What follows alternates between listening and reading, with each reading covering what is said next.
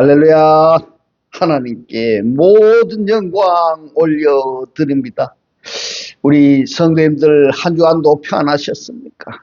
우리가 이 세상에 살고 있는 이상, 이 세상 끊임없이 우리를 힘들게 하고 고난과 고통과 걱정과 근심을 줄 것입니다. 그러나 우리에게는 우리 하나님께서 우리와 함께 하시기 때문에 우리는 늘 기쁘고 즐겁고 행복합니다. 오늘 이 영상 보시는 모든 분들이 이 말씀으로 천국의 삶들이 다 되시기를 주님의 이름으로 축원합니다. 축원합니다. 오늘 주님 주신 말씀은 창세기 2장 4절의 말씀, 여호와 하나님이 천지를 창조하신 때에 천지에 창조된 대략이 이러하니라. 아멘. 네, 오늘 또 지난주에 이어서 교회 시대의 성령 하나님은 누구신가 라는 제목으로 그 세 번째 시간을 저와 여러분이 함께 은혜 나누기를 원합니다. 우리들이 지금 살펴보고 있는 것은요, 창세기 2장 4절의 말씀을 중심으로 신론에 대해서 살펴보고 있습니다.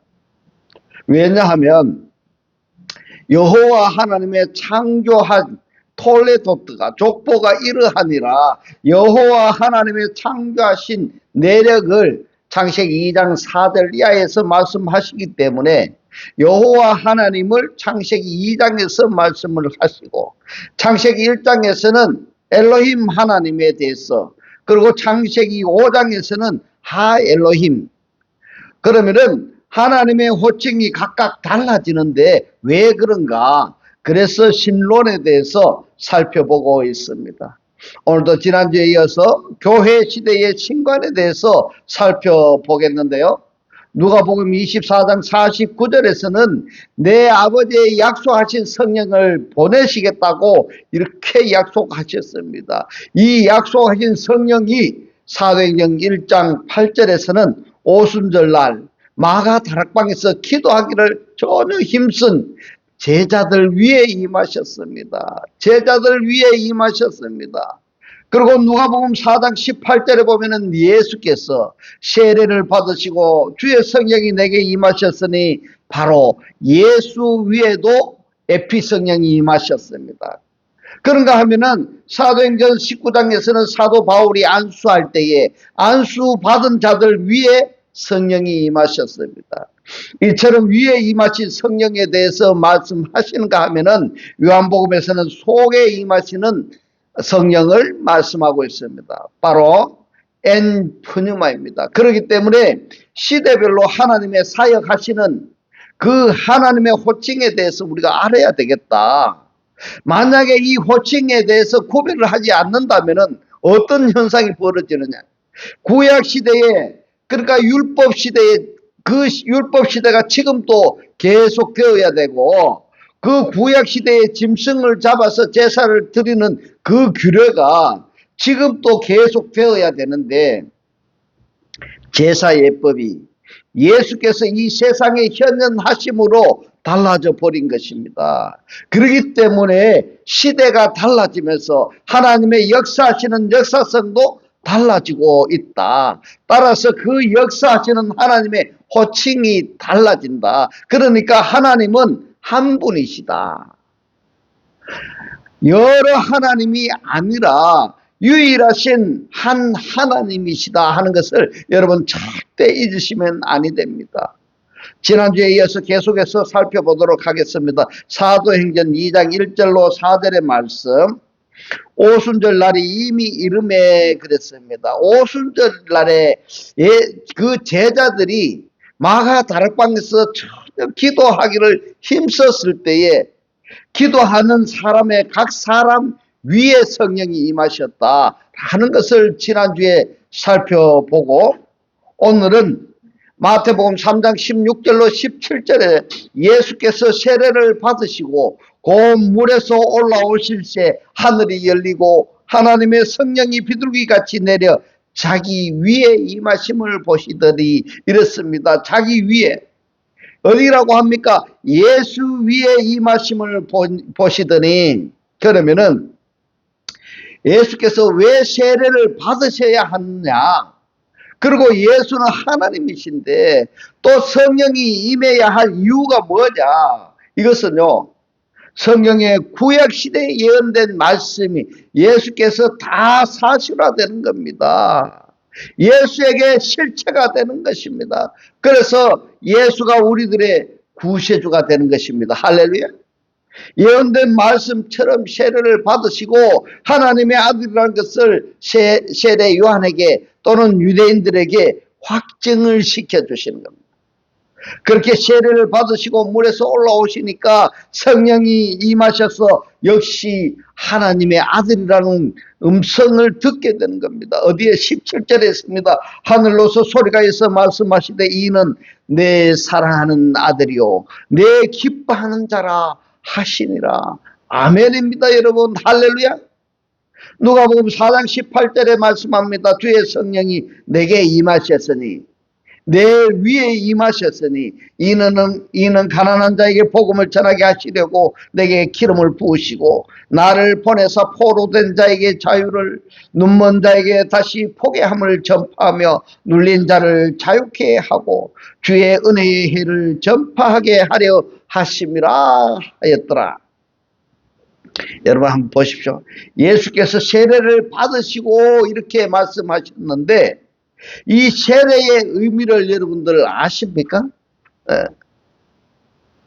물속에 그냥 풍덩 들어갔다 올라오는 이것은 종교의식입니다. 그걸 이야기하는 것이 아닙니다.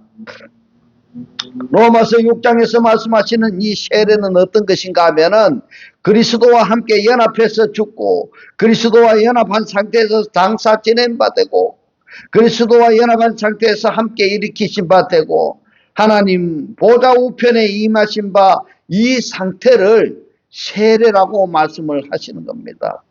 여기서도 세례는요 율법대로 세례를 받으신 것을 말씀하시는 것입니다. 자, 세례를 받으시고 그 다음에 주의 성령이 임하셨고 주의 성령이 임하시면서부터는 복음을 전파하셨습니다. 이 사역을 시작하신 것입니다. 이 과정은 하나님을 믿고 하나님의 사역을 하겠다는 사람은 필수 과정입니다. 필수 과정. 왜냐? 예수께서 이러한 본을 보여주셨기 때문입니다. 반드시 세례를 받아야 되는 겁니다. 함께 그리스도와 연합한 상태에서 그리고 성령이 임해야 되는 것입니다. 에피프뉴마가 임할 때에는 에피 성령이 여러분 어떤 성령이라고 기억하고 계십니까? 은사 성령, 예수 성령, 능력 성령 이렇게 여러 가지로 설명할 수가 있습니다. 은사가 임했을 때 성령이 임했을 때 그때부터 복음을 전한다라는 것을 꼭 기억하셔야 됩니다. 할렐루야. 여기서도 자정이 필요합니다. 예수께서 이러한 과정을 거쳐서 복음을 전파하셨다면 나는 과연 이러한 과정 중에 어디에 해당이 되고 어디에는 해당이 되지 않는가 하는 과정을 반드시 자정을 하셔야 됩니다. 예수께서는 이러한 과정에 전혀 필요 없이 그냥 사역을 하시면 되는데 그런데 왜 이렇게 하셔야 되느냐? 성경대로 하시는 겁니다. 왜 성경대로 하셔야 되느냐? 성경대로 행하시는 것을 우리들에게 본이 되기 위해서입니다. 본이 되기 위해서. 그렇다면 예수의 족적이 곧 나의 족적이 되어야 된다 하는 결론이 되겠습니다. 사도행전 19장 1절로 7절의 말씀을 봅니다. 아볼로가 고린도에 있을 때에 바울이 윗지방에 다녀 에베소에 와서 어떤 제자들을 만나 가로되 너희가 믿을 때에 성령을 받았느냐? 가로되 아니라 우리는 성령이 있음도 듣지 못하였노라. 바울이 가로되 그러면은 너희가 무슨 세례를 받았느냐? 대답하되 요한의 세례로라 이랬습니다. 요한의 세례가 무엇일까 여러분 아십니까? 바로 요한의 세례는 예수가 세례 요한에게 받으셨던 세례인 겁니다. 4절에 바울이 가로되 요한이 회개의 세례를 베풀며 이랬습니다. 여러분 이 회개가 무엇일까? 회개는 그냥 교회 가서 하나님 내 잘못했으면 이것이 아니라 내가 이러이러한 죄를 지었으면 용서하소서 이것이 아니에요. 그것이 회개가 아닙니다. 회개가 무엇인가 하면은 나의 옛 사람이 죽고 새 사람으로 거듭난 그 상태인 겁니다. 그것이 회개인 것입니다. 그렇게 회개가 되어야 되는 겁니다. 회개의 세례를 베풀며 백성에게 말하되 내 뒤에 오시는 이를 믿으라 하였으니 이런 곧 예수라 하거늘. 누가 증거하는 것입니까? 세례 요한이 누구를 증거했습니까? 예수를 증거했습니다. 5절에 저희가 듣고 주 예수의 이름으로 했는데 에스토노마입니다. 이 이름에 연합된 상태를 말하는 것입니다. 곧 이름에 연합된 상태라고 한다면은 예수께서 하시는 말씀 또는 예수의 인격체와 나가 예수 연합되는 겁니다. 할렐루야. 이것을 세례를 받으니 이렇게 되는 것입니다. 세례를 받으니 바울이 그들에게 안수함에 성령이 그들에게 임하심으로 이랬습니다. 어디에 임했습니까? 안수하시니까 안수받은 사람들 위에 성령이 임했습니다. 예. 엘덴이기 때문에 과거 동사입니다. 과거 동사. 그렇다면은 안수하시는 그 순간에 에피퓨누마가 각 사람 위에 임했다 이런 말씀인 겁니다. 할렐루야. 할렐루야. 방언도 그러니까 에피 성령이 위에 임했더니 어떤 일이 벌어졌는가 하니까 방언도 하고 예언도 하고 모두 12사람쯤 되니라 이렇게 말씀하고 있습니다. 자, 에피퓨누마에 임했던 결과가 뭐라고 합니까? 방언도 하고 예언도 하고. 그러니까 방언이나 예언은 성령의 은사 중에 일부분이다 이런 이야기입니다. 그래서 에피퓨누마가 임한다라는 것은 은사 성령, 은사가 다 그 사람에게 임하느냐? 아닙니다. 그 사람에게 주어지는 직임이 있습니다. 직임에 필요한 은사를 주시는 겁니다. 다 병 고치는 능력을 가지고 있느냐? 아닙니다. 병 고치는 능력을 가진 자가 따로 있는 겁니다. 다 예언하느냐? 아니요. 다 방언하느냐? 그렇지 않다라는 겁니다. 이처럼 모든 은사 받은 사람들이 하나로 모여지면은 그리스도의 지체의 완성체가 되는 것입니다. 할렐루야. 그렇게 되어지시기를 주님의 이름으로 축원합니다. 각자가 가지고 있는 달란트, 각자가 가지고 있는 그 은사들이 모여서 그리스도의 지체의 완성체가 되는 것입니다. 신약 성경이처럼 예수에게도 그리고 마가 다락방에 기도하기를 힘쓰던 제자들에게도 그리고 바울이 안수했을 때에 안수받은 그 자들에게도 뭐가 힘이 있다고 이야기하고 있습니까? 에피퓨누마, 오순절 성령, 은사 성령이 임하셨고 은사 성령이 임하심에 따라서 은사가 나타나고 그리고 복음 전파 사역이 시작되었다. 이것을 여러분들 꼭 기억하시기 바랍니다. 그러면은 구약 시대에는 어떠했는가 한번 보겠습니다. 사무엘상 10장 10절입니다. 그들이 산에 이를 때에 선지자의 무리가 그를 영접하고 하나님의 신이 그랬습니다. 이 신이라고 번역이 된 단어가 루아흐입니다. 하나님의 신이 사울에게 그랬는데 사울 위에입니다. 사울 위에. 하나님의 영이 사울 위에 크게 임함으로 그가 그들 중에서 예언을 하니 사울의 신이 사울의 사자들에게도 임했습니다. 어디에? 사무엘상 19장 20절에 사울이 다윗을 잡으러 사자들을 보내었더니 그들의 선지자 무리에 예언하는 것과 사무엘이 그들의 수령으로 선 것을 볼 때에 하나님의 신이 사울의 사자들에게 임함에 이랬습니다. 사자들 위에 임함에 그들도 예언을 한지라.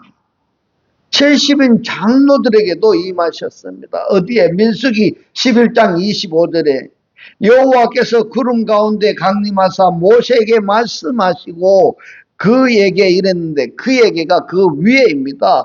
그 위에라는 것은 모세 위에가 된 것입니다.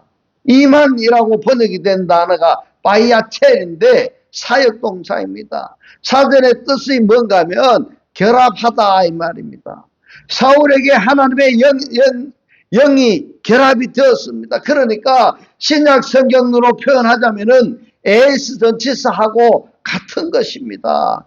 사울에게도 임했습니다. 신을 했을 때에 이 단어가 민하루아흐입니다. 영으로부터입니다. 그러면은 사울의 신으로부터 이렇게 된 겁니다.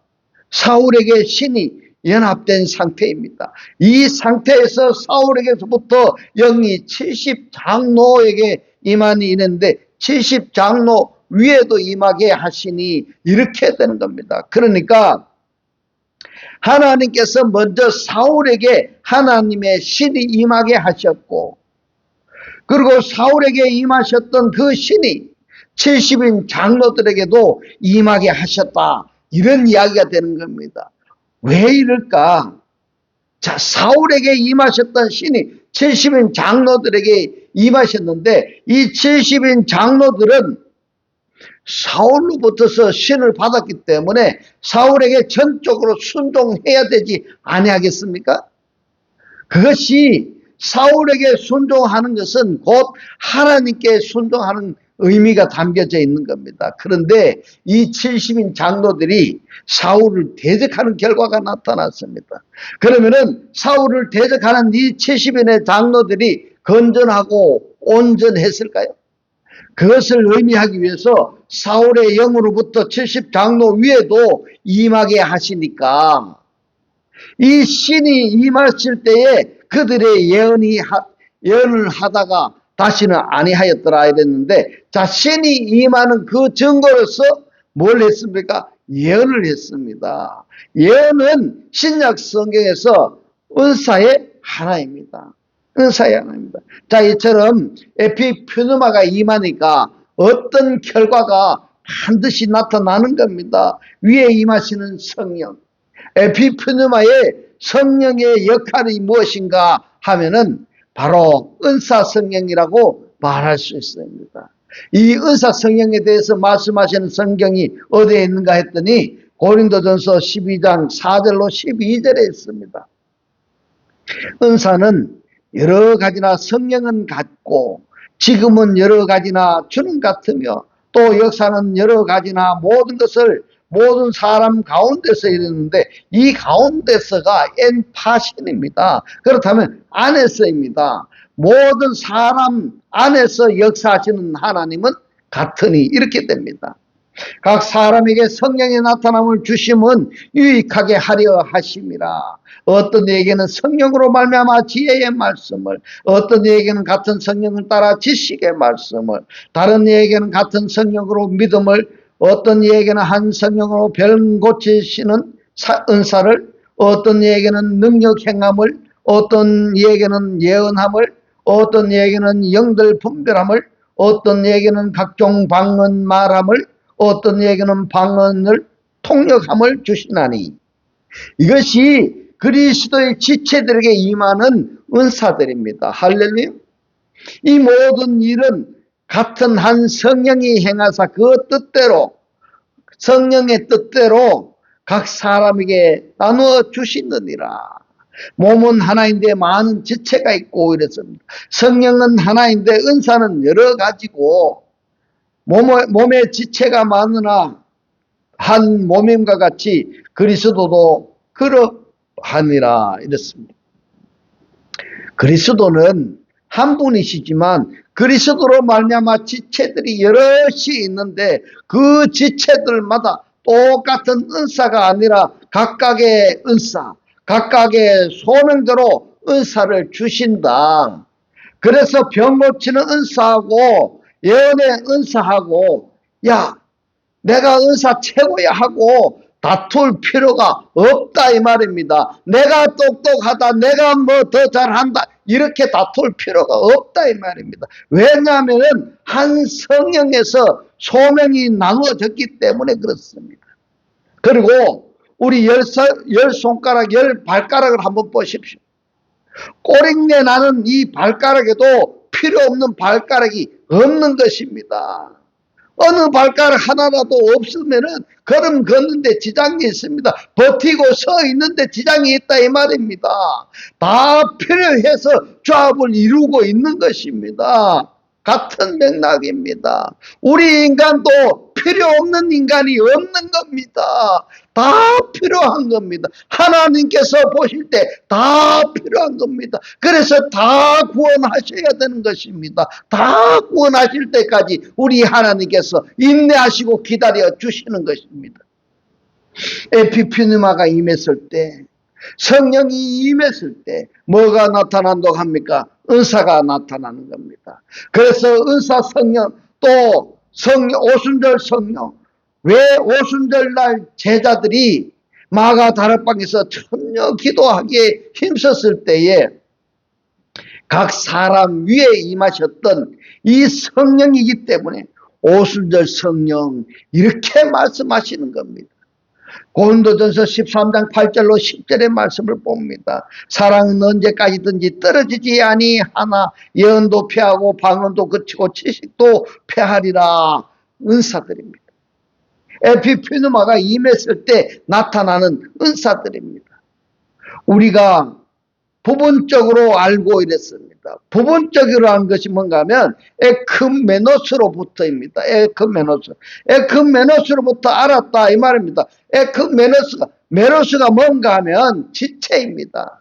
지체라면은 머리가 있어야 되는 것입니다. 그러니까 우리가 부분적으로 알고 부분적으로 연하니 그러면은 은사는 온전하지 못하다 이런 이야기입니다.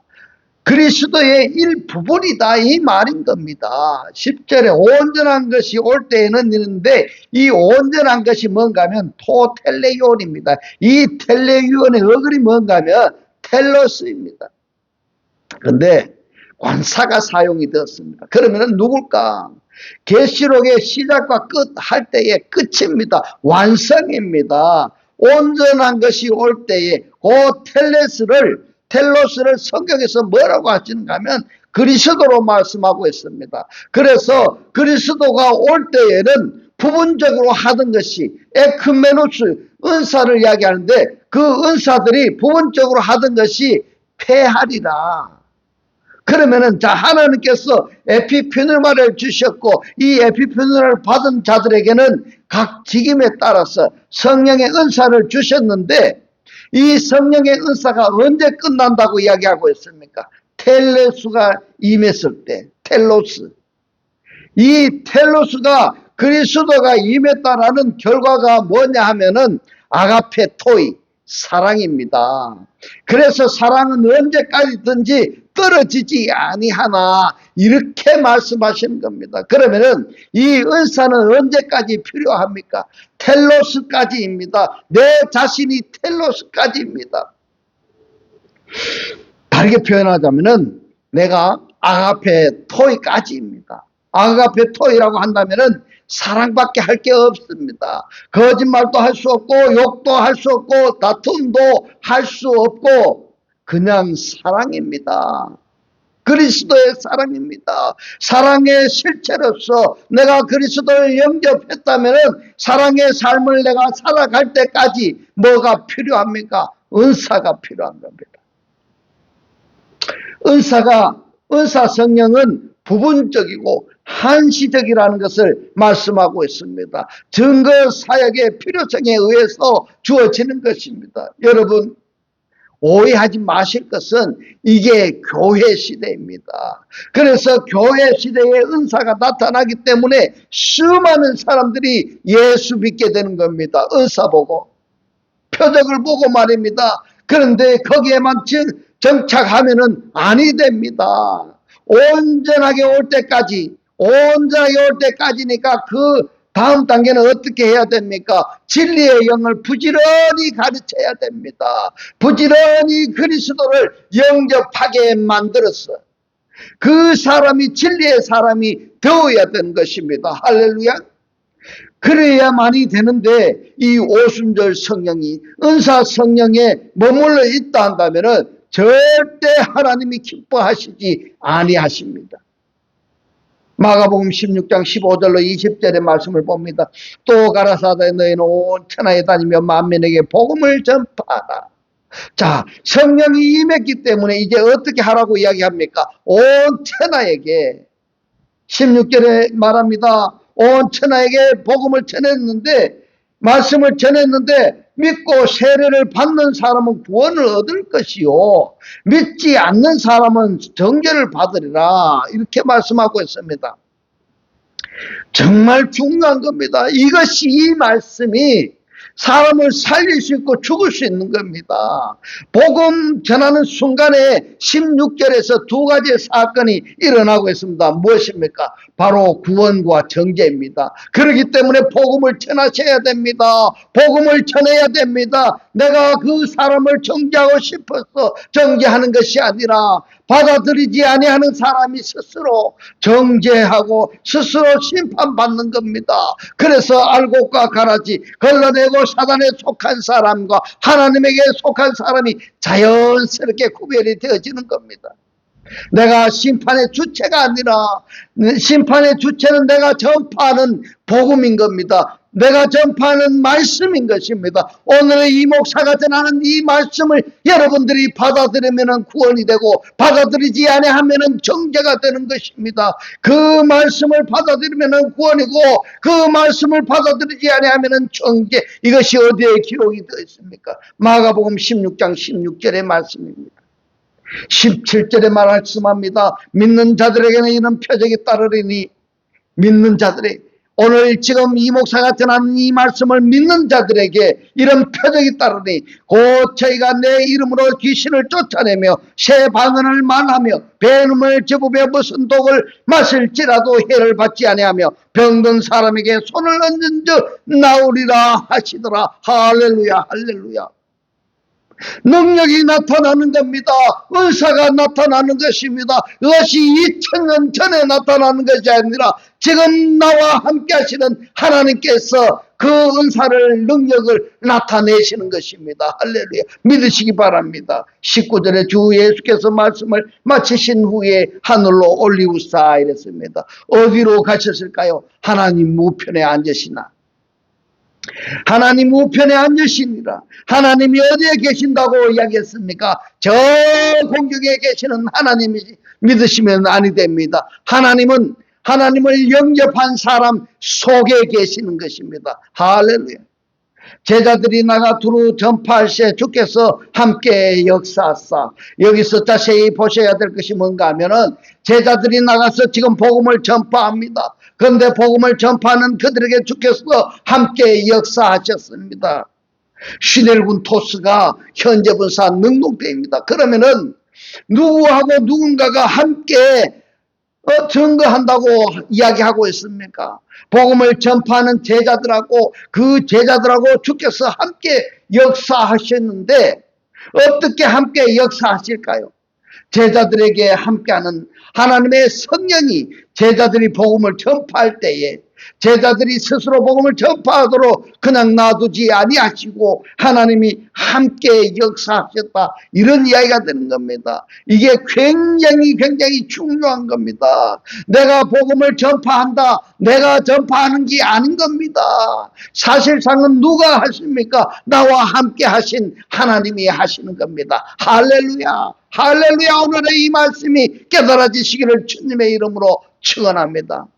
이 말씀을 가지고 복음을 전파하는 사람이 성령의 능력이 나타나는 것이지, 내가 하는 것을 한다면은 내가 어떻게 마귀를 멸할 수 있겠으며 내가 어떻게 죄인들을 회개케 할 수 있겠습니까? 할 수 없는 겁니다. 그러니까 주께서 함께 역사하사 그랬는데요, 진리시대에 보면은 함께 역사하신다는 이것을 she 대신에 엔아르라고 단어가 바뀌어지는 겁니다. 엔아르겐, 이렇게 되는 겁니다. 안에서 역사하시는 겁니다. 그러면 비피누마 곧 교회 시대의 은사 시대에, 성령 시대에 곁에서 주께서 함께 역사하셨다면은, 이번에는 진리 시대에는 어떻게 한다고 하고 있습니까? 진리 시대에는 제가 다음 주에 할 것을 미리 앞당겨서 이야기해 주겠습니다. 시 대신에 엔 안에, 전치사가 접두되어서 안에서 역사하시는 겁니다. 이렇게 달라지는 것입니다. 주께서 함께 역사하셔서 그 따르는 표적으로 말씀을 확실히 증거하시니라. 당연한 겁니다.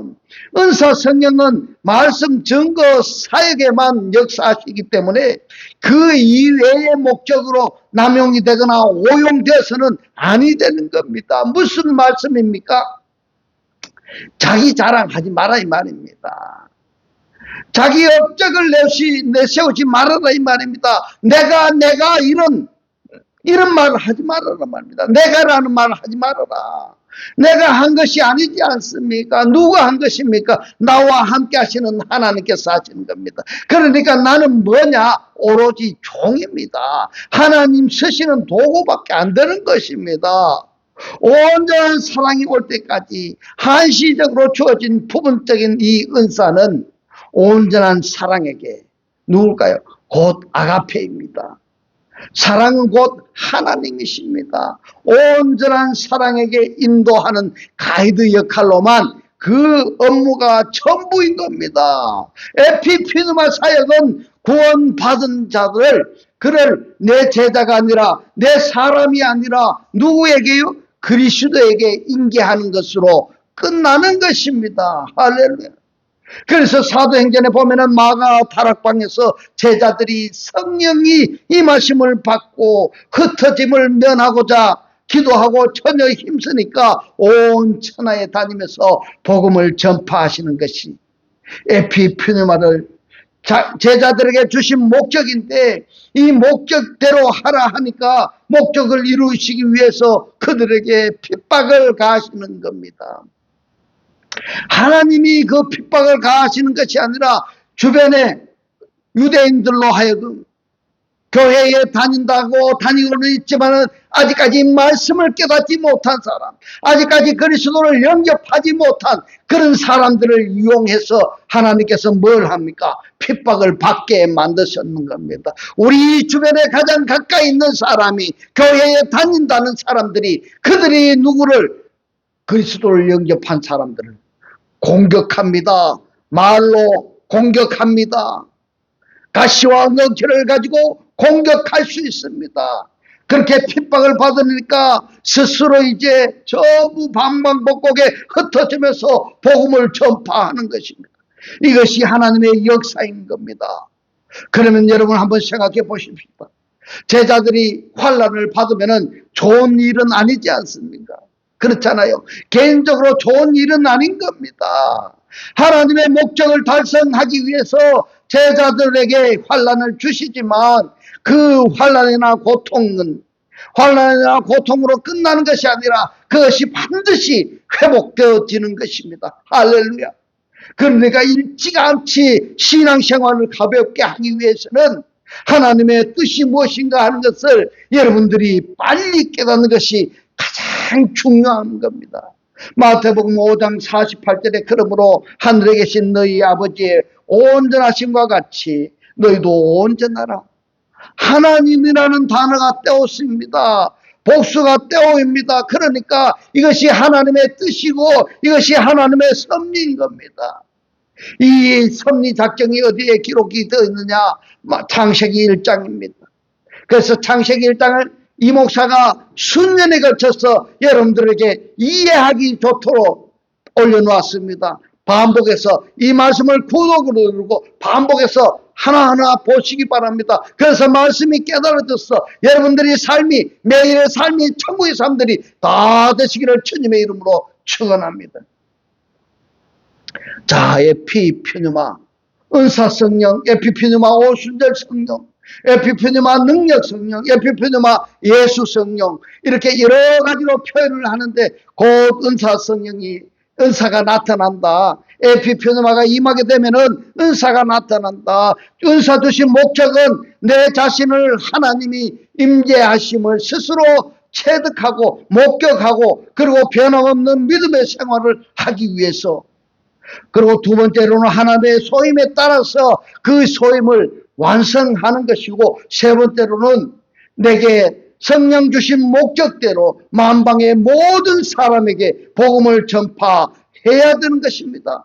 에피프니마가 임해야만이 은사가 임하고 복음 전하는 능력이 나타나게 되는 것입니다. 이것이 교회 시대의 신관, 오순절 성령, 은사 성령, 예수 성령, 이것을 여기까지 마치겠습니다. 이제부터는 살아 역사하시는 이 생명의 말씀을 보고 듣고 깨닫고 지켰어. 이 매일매일의 삶이 천국의 삶들이 다 되시기를 주님의 이름으로 축원합니다. 축원합니다. 기도드리겠습니다. 할렐루야. 하늘들 안에 계신 우리 아버지요, 오늘 주님 주신 말씀 복음 전파하는 자들에게 주께서 함께 역사하셨어. 제자들이 복음을 전파할 때 제자들이 스스로 복음을 전파하도록 놔두지 아니하시고 나와 함께 하시는 하나님의 성령이 그 일을 하시는 데에 이 믿음을 가지고 복음을 전파하는 사람에게 성령의 능력이 나타나는 것이라고 오늘 우리들에게 깨닫게 하신 주님 고맙고 감사합니다. 주님께서 깨닫게 하신 이 말씀대로 그리스도와 한 몸이 되고 한 떡이 되고 한 영이 되게 하셔서 말씀의 실체로 사라지게 하옵소서. 감사드리며 우리를 구원하신 주 예수 그리스도 이름으로 기도드리옵나이다. 아멘. 네, 이 시간 축도 드리겠습니다. 지금은 우리 주 예수 그리스도의 은혜와 하나님의 극진한 사랑과 성령의 감동 감화 교통하심이 하나님을 영접하여 그리스도와 하나 되기를 원하는 모든 성도들과 그 가정과 직장과 사업과 자녀들 머리 위에 지금부터 영원토록 함께 있을지어다. 아멘.